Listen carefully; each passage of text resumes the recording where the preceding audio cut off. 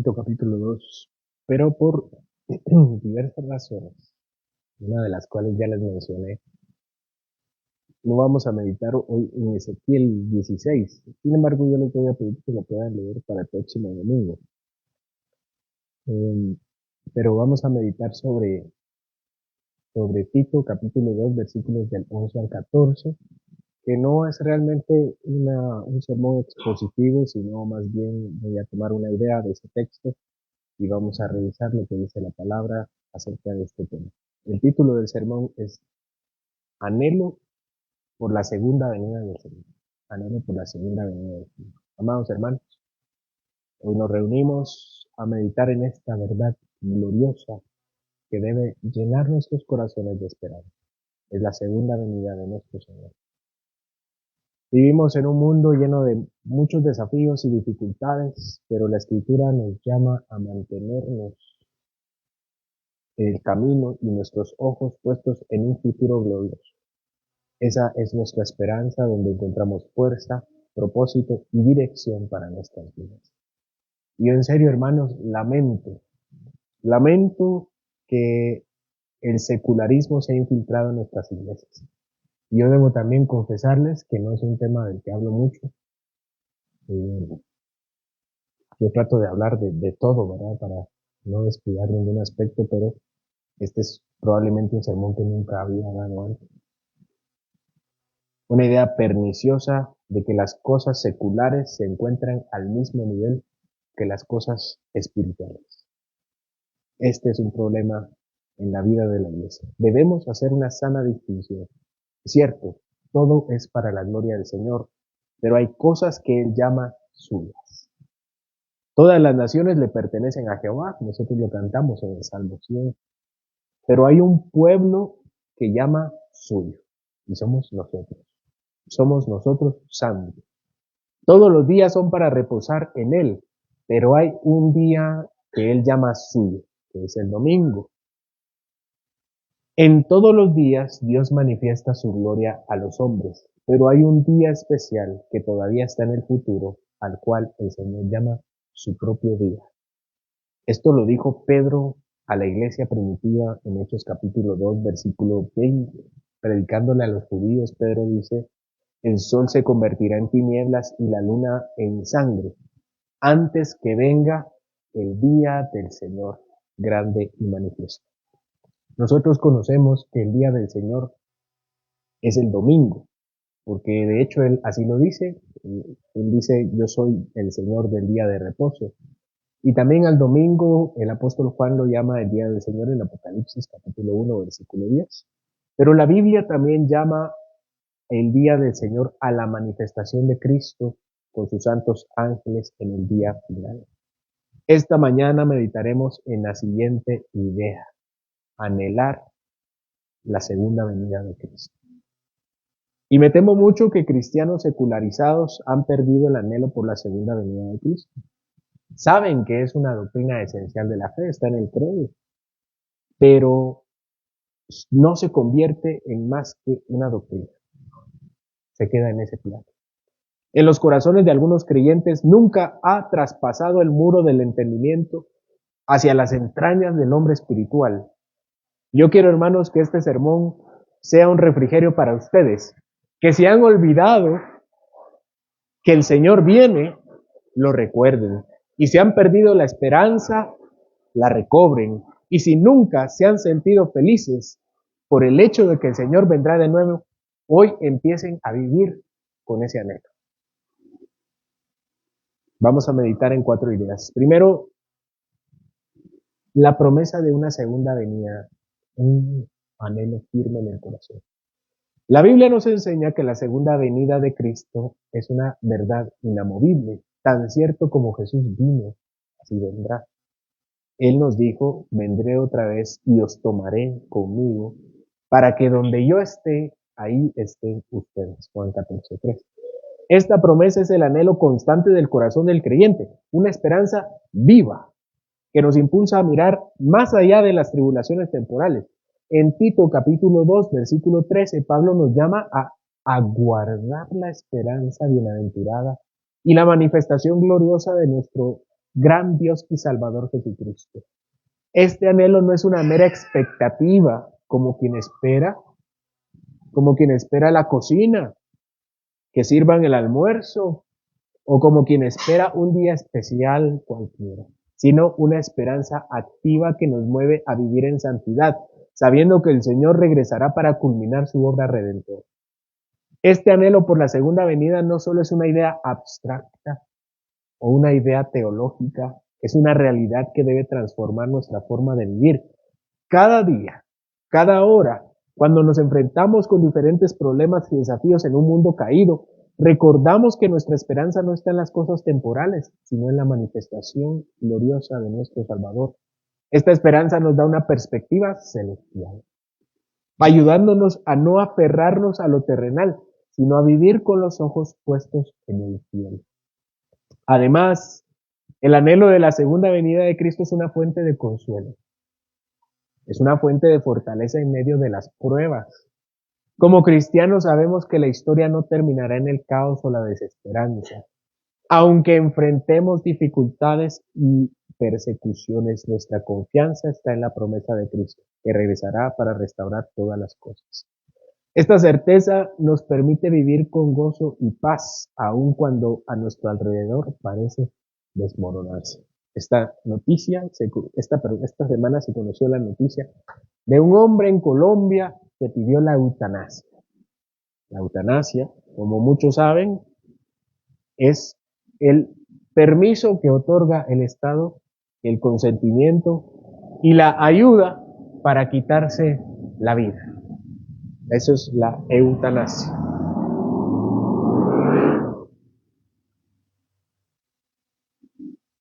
De acuerdo con la ley de Colombia, que es donde se realizó este procedimiento a un hombre, solamente puede realizarse bajo ciertas circunstancias que incluyen una enfermedad terminal.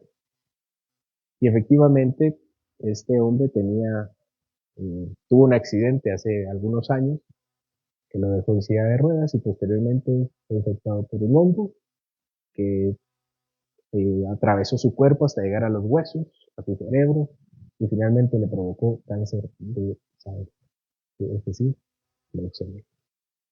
Y pidió la eutanasia, porque eh, no pretendo yo juzgarlo acá. Y no vamos a responder a la pregunta teológica si fue al cielo o no fue al cielo. Pero esta persona, la única esperanza que tenía era morir. De hecho, lo habían desahuciado los doctores en el momento en que toca sus huesos y después su cerebro y finalmente su sangre. Es el momento en que los doctores dicen ya, no se puede más, hay que esperar a que fallezca. Y era un diagnóstico no tan alentador porque al ser un hongo se iba a propagar lentamente. Y su única esperanza era morir. Esa era su única esperanza. Eso nos pone en contraste de que muchas de las pruebas que nosotros tenemos, muchas de las dificultades, esperamos que se resuelvan aquí hoy. He de contarles mi testimonio personal con el tema de la enfermedad de Alejandra. Estábamos esperando algunos momentos críticos. Uno de los momentos críticos era precisamente el parto. Nos acompañaron en muchas ocasiones. Y después del parto ya respiramos mucho, ya respiramos bastante. Definitivamente no está fuera de peligro, es un tema que todavía se va a extender. Pero nosotros estábamos esperando una fecha para respirar un poco. Pero este hombre no tenía ninguna fecha por delante. Y a veces nosotros nos encontramos en una situación donde no hay fecha por delante. Y yo no quiero que nosotros nos compadezcamos de él, ni ustedes de mí, ni yo me compadezco de ustedes en un sentido pobre, lástima, sino al contrario, que nosotros seamos animados a que en el momento donde ya no hay más consuelo, podamos ver al momento final de la manifestación de Cristo. Este es un anhelo por el regreso de Él. No esperamos pasivamente su venida, sino que nos esforzamos en nuestra santificación, no desmoronándonos, sino confiando que Él vendrá como un novio que espera encontrar a su esposa bien preparada. Este anhelo nos lleva a vivir con un propósito, que estamos aquí con una razón: hacer luz en las tinieblas y a compartir el Evangelio con aquellos que aún no han conocido al Salvador, de modo que nuestra vida sí tiene un sentido mientras estemos acá. Y que si no hemos partido con Él, es porque Él todavía tiene un propósito para nosotros acá. En palabras de John Piper, yo lo he citado ya anteriormente, nosotros somos invencibles e indestructibles hasta que el Señor diga ya. Ustedes pueden hacer lo que quieran, no van a morir antes que cumplan, hasta que cumplan su propósito. Somos indestructibles. Y si estamos acá es porque todavía estamos con un propósito, pero estamos esperando activamente su venida, no pasivamente. En segundo lugar, la segunda venida es la culminación del reino de Dios. La segunda venida de Cristo no es solo un evento futuro, sino la culminación del reino de Dios en la historia del hombre, o más bien la historia del hombre en el reino de Dios. Cuando Cristo regrese, lo hará en gloria para establecer su reinado de paz y justicia sobre todas las naciones. En Apocalipsis 11, capítulo 5, leemos: el reino del mundo ha venido a ser reino de nuestro Señor y de su Cristo, y Él reinará por los siglos de los siglos. Este reinado no es un reinado meramente espiritual, sino es un reinado físico y tangible, que se manifestará en toda su plenitud. Cristo vendrá a restaurar todas las cosas y su gobierno será visible en todas las esferas de la vida. Esta visión nos llama a trabajar hoy en la extensión de su reino en la tierra, en anticipación de ese día glorioso. De modo, hermanos, que solo hay dos tipos de personas: los que trabajan para sí y los que trabajan para Cristo. Los que trabajan para Cristo verán que su obra será consumada en el día final y Él la completarán, pero los que trabajan para sí, en el día final su obra será destruida.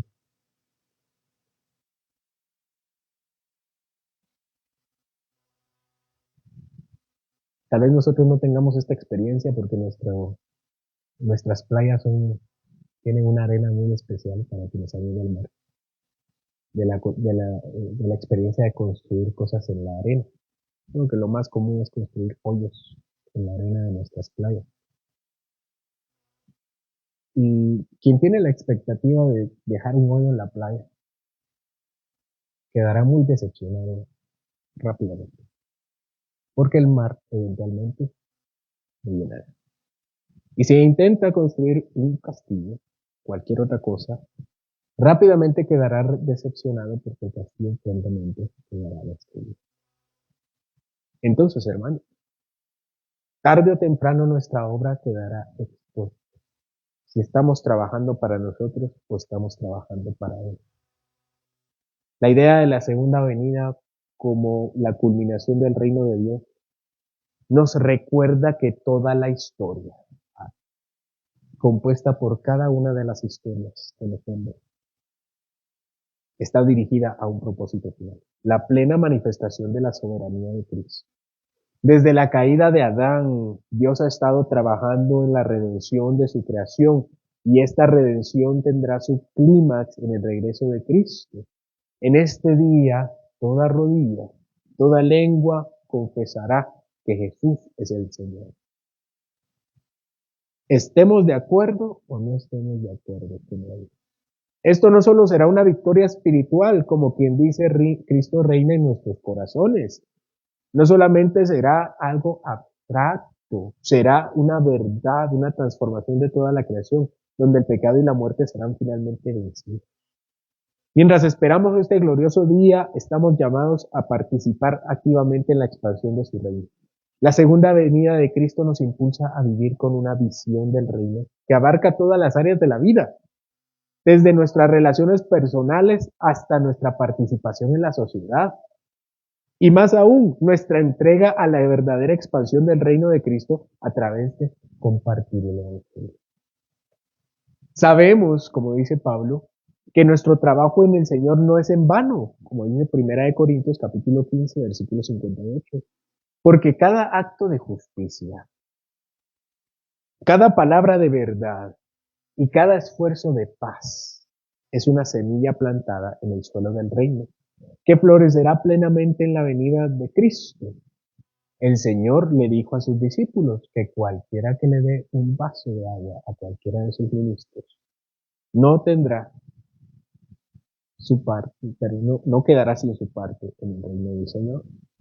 Vivir con esta esperanza no nos da la confianza para enfrentar cualquier tipo de adversidad, con la certeza que al final Cristo reinará soberanamente sobre todo.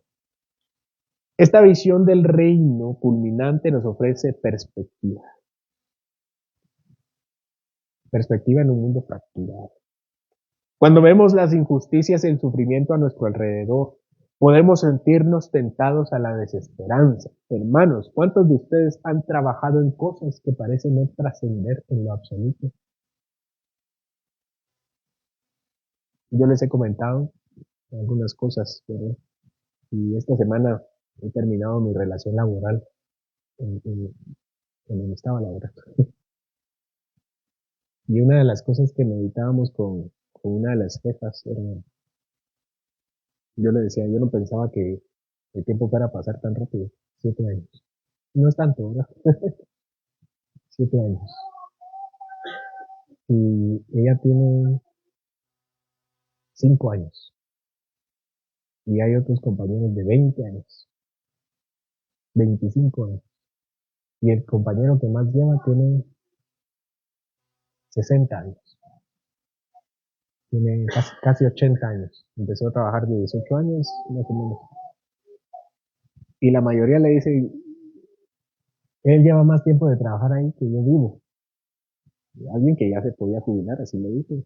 Ya me puedo jubilar. Y aunque ya me puedo jubilar, vos llevas más tiempo trabajando aquí de lo que yo llevo vivo.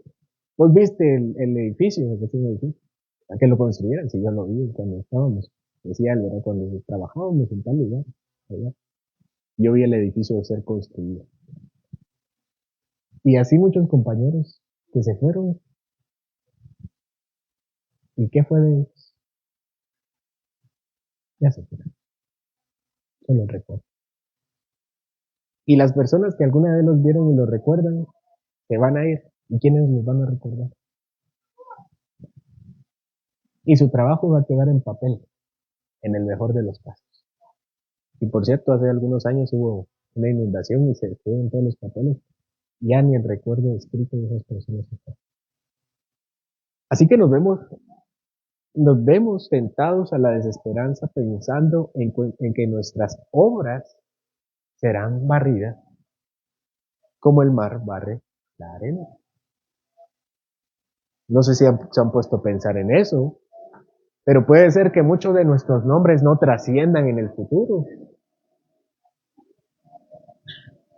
Durante la Segunda Guerra Mundial, durante la Primera Guerra Mundial,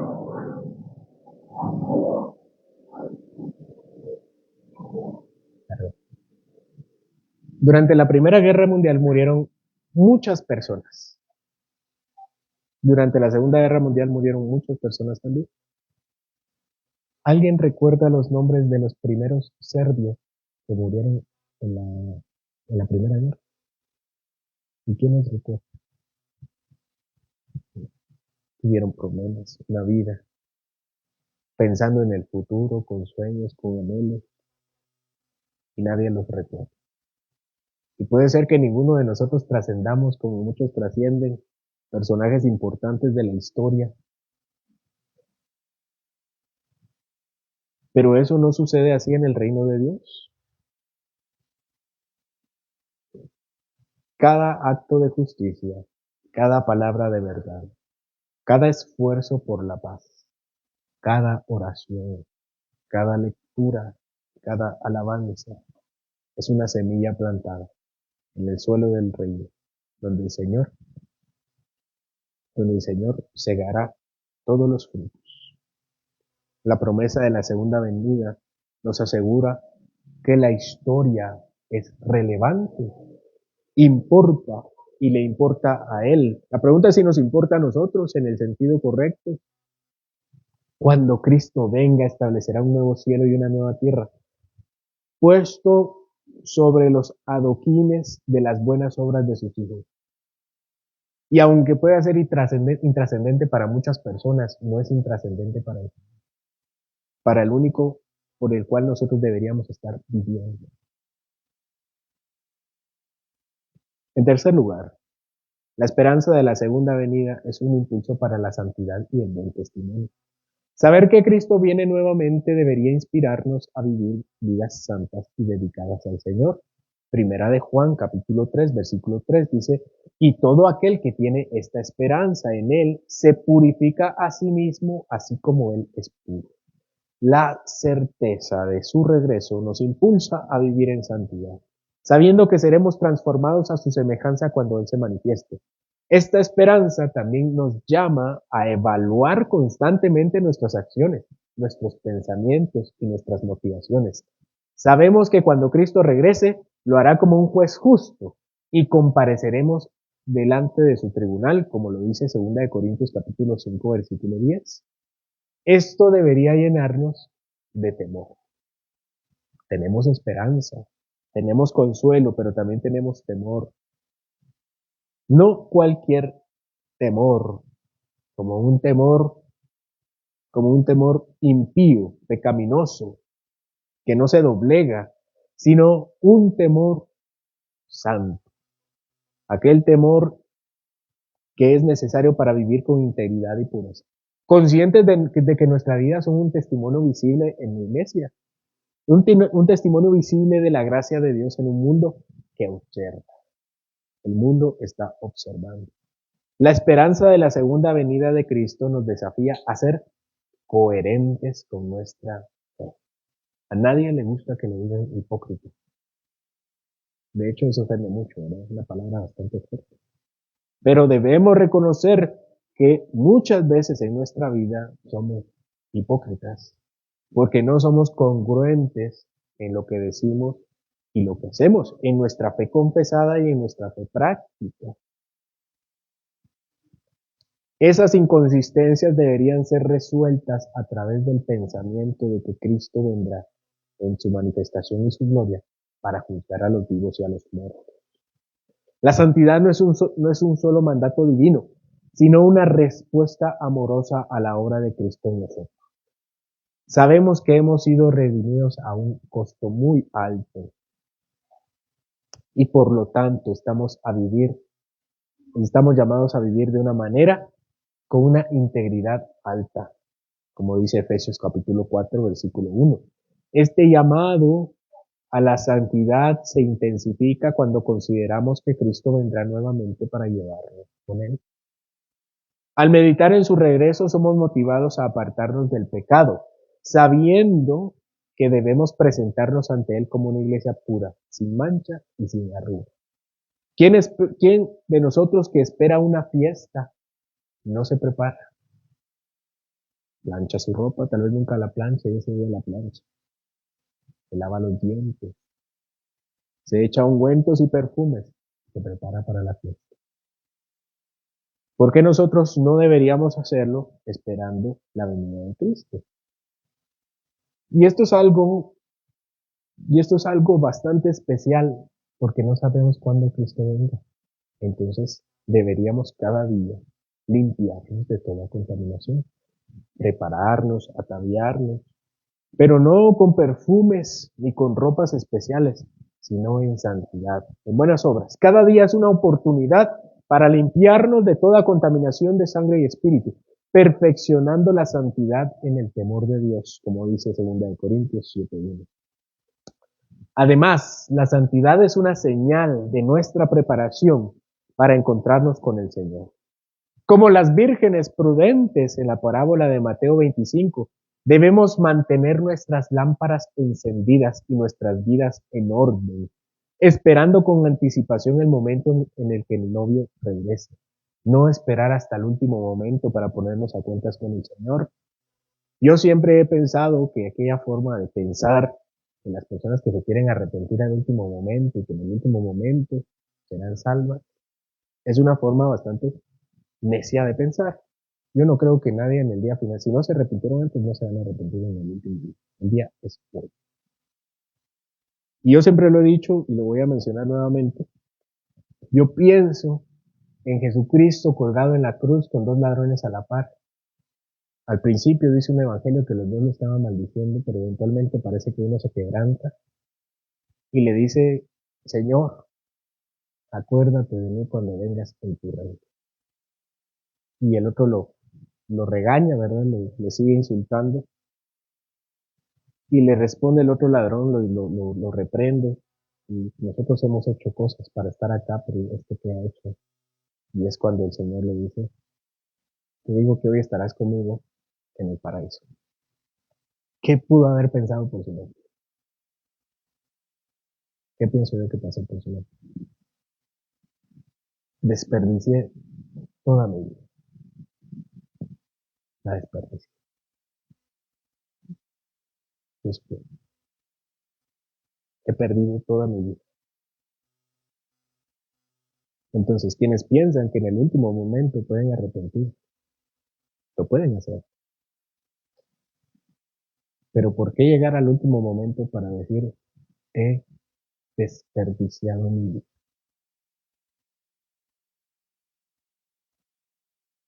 Sin embargo, llegó el día en que encontró justamente en los clavos similares a él, en la cruz similar a la de él, al que podía salvarlo de esa vida sin sentido.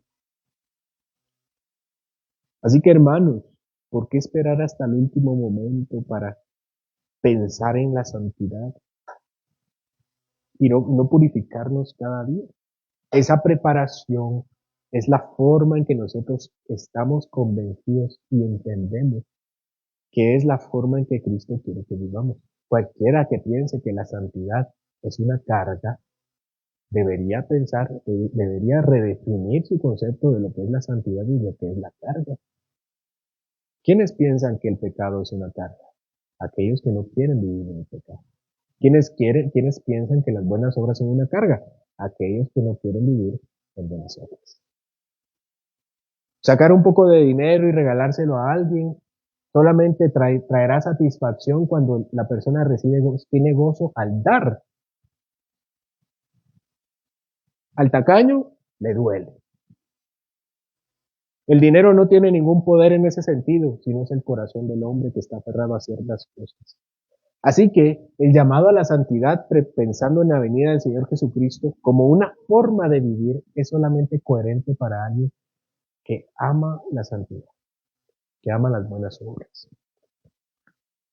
La esperanza de la segunda venida nos lleva a vivir una vida en santidad, porque sabemos que la pureza es un reflejo de nuestro Padre. Sed santos porque yo soy santo, dice Levítico, y lo repite Pedro en 1 Pedro capítulo 1, versículo 16. Este es el llamado divino, que se amplifica cuando consideramos la cercanía del regreso de Cristo.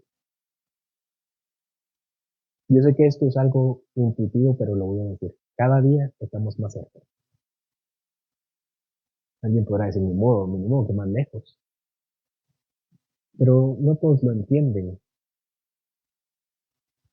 Esta pureza no solo nos prepara para el encuentro con Cristo, sino también a pensar que seremos finalmente limpios del pecado. No tiene sentido para aquel que se aferra a las cosas pecaminosas.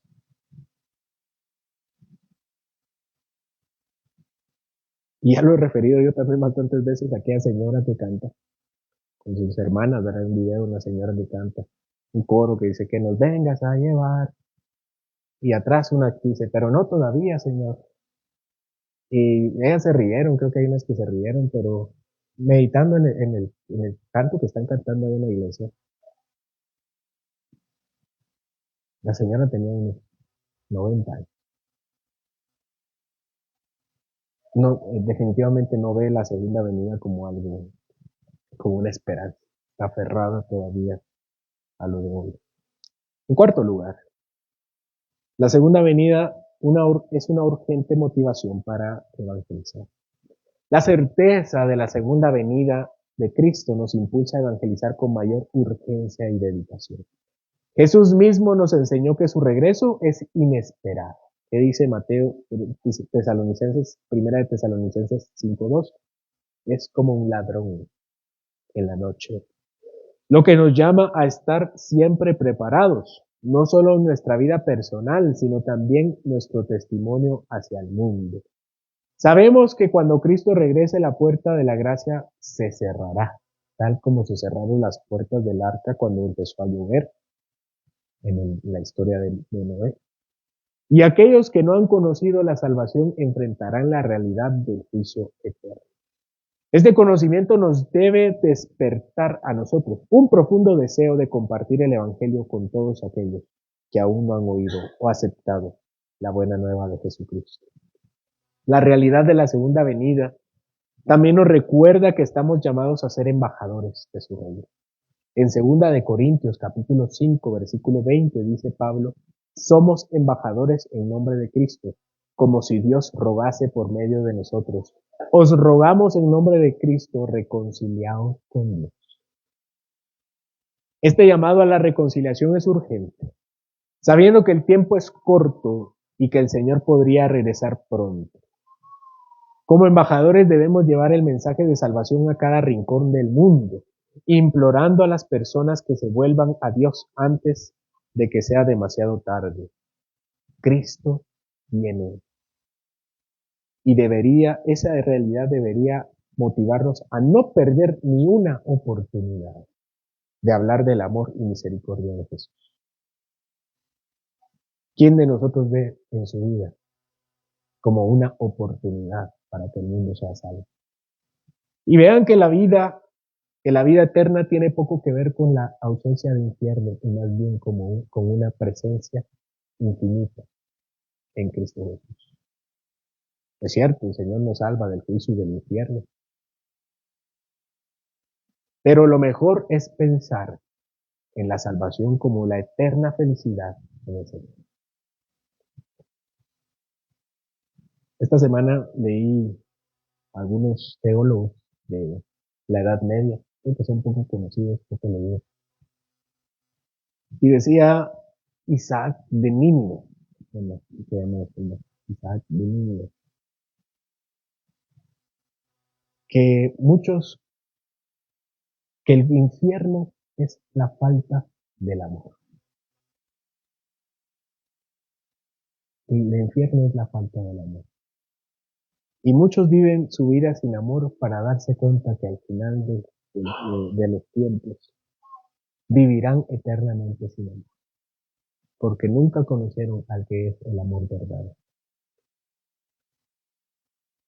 La segunda venida nos da un sentido de misión. Como creyentes no estamos aquí solo para esperar. Vamos a esperar, pero no estamos para esto, sino para ser instrumentos activos en la expansión de su reino. John MacArthur dice que si no estamos en el cielo, en otras palabras, si no nos hemos muerto, es porque en el cielo no hay a quien nosotros tengamos que evangelizar. Los que ya murieron, ya no tienen más personas que evangelizar, terminaron su propósito. La gran comisión de Mateo 28, 19 y 20, Jesús nos manda a ser discípulos a todas las naciones. Y esto adquiere un peso mayor cuando consideramos que su regreso está más cerca cada día. Este mandato no es opcional, porque es precisamente eso, un mandato. Pero también debemos pensar en eso como una preocupación por las almas de otros. Debe ser movido por un corazón lleno de amor y deseo de ver a otros experimentar la salvación que nosotros hemos recibido. Muchas de las organizaciones hoy en pro de algunas enfermedades terminales, algún tipo de situación específica, viene de las experiencias personales de quienes las fundan. Movimientos no iba a decir los nombres, pero no.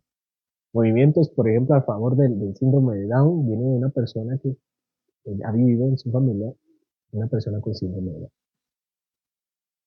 a favor de cierto cáncer. Esta semana también vi un movimiento acerca de vivir el luto. Viene una persona que ha vivido el luto, cierto tipo de luto. Pues los cristianos deberíamos pensar en que la evangelización es una experiencia, viene de una experiencia personal de reconciliarnos con el Señor. Hay una urgencia. Yo estoy convencido de que si el ladrón en la cruz hubiera podido bajar de la cruz, no se hubiera caído.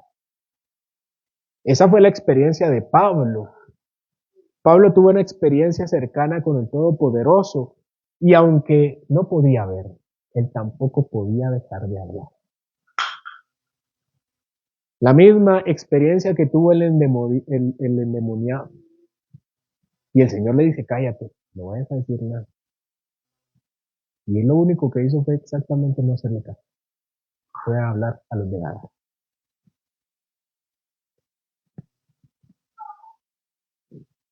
La esperanza de la segunda venida nos da valentía para proclamar el Evangelio, incluso en medio de la oposición. Sabemos que no todos recibirán nuestro mensaje con agrado, pero la certeza de que Cristo regresará para establecer su reino nos da la fuerza para seguir adelante. Pensar en nosotros mismos como aquellos que alguna vez fuimos duros de corazón. En Mateo 10:22 Jesús nos advirtió que seríamos odiados por su nombre, pero también nos prometió que el que persevere hasta el fin, este será salvo. Esta promesa nos da confianza para evangelizar con audacia, sabiendo que nuestro trabajo en el Señor no es en vano y que al final Cristo recompensará nuestra fidelidad. La segunda venida nos asegura que, aunque enfrentemos dificultades, la victoria ya le pertenece al Señor y eso nos motiva a seguir predicando con fervor. Yo en mi devocional diario tengo una parte en la oración que dice así: Señor, el mundo no te merece, pero tú mereces el mundo. Y después pido por la iglesia perseguida, la que cada semana tenemos, pero esta semana fue Tanzania. Por los hermanos perseguidos en Tanzania. Señor, yo te pido por mi iglesia, que sea una iglesia misionera. No espero la hora en que podamos financiar misiones. Muy pequeños, pero... Y por último, quienes no van a ir al campo misionero, que les hagas entender que son misioneros acá. Esa es una parte de mi oración. En conclusión, Apocalipsis 22:17 nos presenta un clamor. Dice Juan, el espíritu y la esposa dicen, ven. Y el que oye, diga, ven. Este versículo debe ser el deseo ardiente de la Iglesia y del Espíritu Santo por la venida de Cristo. Quiero creer que su fe, hermanos, es verdadera y que ese anhelo también está en ustedes como iglesia verdadera. Este es un llamado que urge a la novia de Cristo, que anhela una unión final con su esposo. Este clamor no es solo un deseo pasivo, sino una expresión activa de una expectativa real. Al unirnos a este llamado nos alineamos con el propósito divino y demostramos nuestro amor por Cristo, esperando con ansias el día que Él regrese para redimir completamente a su pueblo. La segunda venida de Cristo es la culminación de todas las promesas de Dios y Apocalipsis 22:20 refuerza esta verdad con las palabras de Jesús. El que da testimonio de estas cosas dice, esto lo dice el Señor, se lo dice a Juan y se lo dice a la iglesia. Ciertamente vengo en breve. Esta promesa no solo debería mover nuestros corazones, sino conmoverlos y quebrarlos. La iglesia debe vivir en ese quebrantamiento constante que el Señor nos dice, ciertamente vengo en breve. Cada día que pasa nos acercamos más a Él y Él se acerca más a nosotros. Por eso Él dice, ven. Ese es un recordatorio para cada creyente que no estamos aquí en un mundo permanente, sino en un mundo que se acerca a Él. Vivir en un estado de anhelo permanente por la venida de Cristo transforma nuestra manera de vivir. No es un consejo más. Nos ayuda a desprendernos de las cosas temporales y a concentrarnos en lo eterno. Este deseo ardiente nos motiva a vivir vidas en santidad y a cumplir con nuestra misión de ser luz en un mundo oscuro. Como iglesia debemos unirnos a este clamor anhelando el día de Cristo, para que Él vuelva a establecer su reino de justicia y paz de una manera plena y definitiva. El clamor de Apocalipsis 22:17, el clamor del Espíritu y de la esposa que dicen, ven, también dice, el que oye. Esta es una invitación abierta a todos los que escuchan el mensaje del Evangelio. De modo, hermanos, que si alguien está aquí sin Cristo, la iglesia y el Espíritu le dicen, ven, arrepiéntanse. El que oye a Cristo, venga y tome del agua de la vida. Este es un recordatorio de que nuestra misión en este tiempo es invitar a otros a tomar el agua de la vida. Debemos ser fervientes en la proclamación del Evangelio para que más personas se unan al clamor de los hombres y que reciban la vida eterna que Cristo ofrece. La respuesta de la iglesia a la promesa de Jesús está en Apocalipsis 22:20, que dice la iglesia, amén, sí, ven Señor Jesús. Esta es la respuesta de un corazón que ha sido transformado por el amor de Cristo y que espera con ansias su regreso.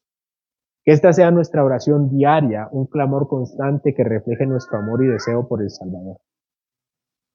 Hermanos, ¿quién es feliz acá en el mundo? Completamente feliz.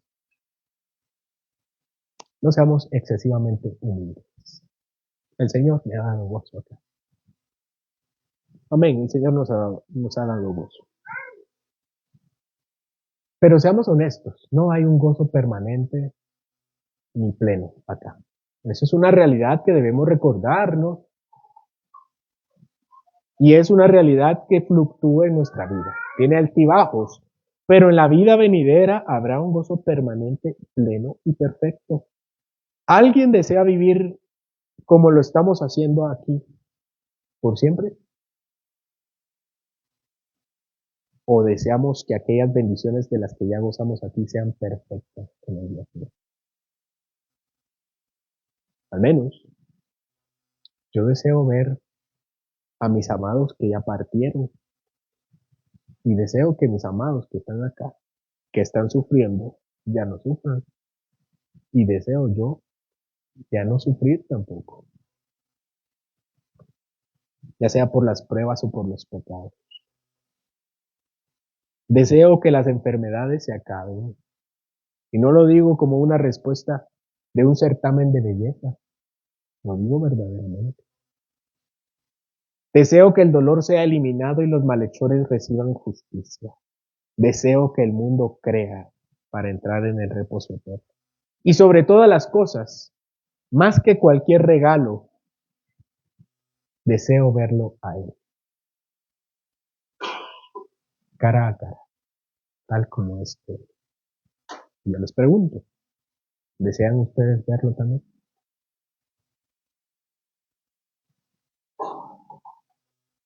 Como dice la Biblia, Maranata, el Señor Dios. Oremos, Señor, Maranata. Gracias porque este no es el fin de la historia